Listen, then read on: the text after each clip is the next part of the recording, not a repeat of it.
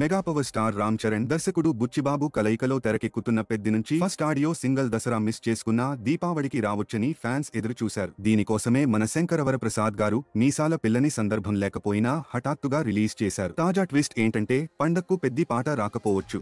ప్రస్తుతం దీని షూటింగే జరుగుతోంది.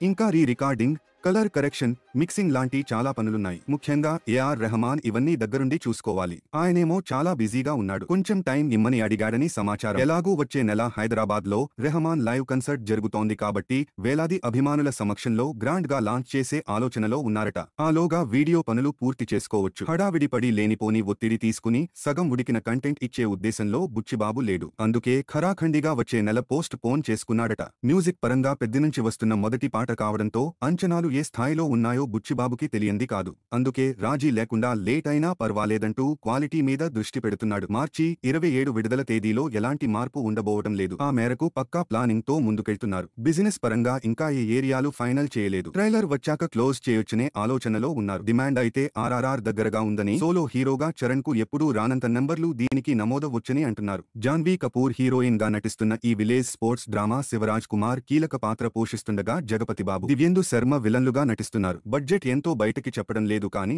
200 కోట్ల పైమాటేనని టాక్.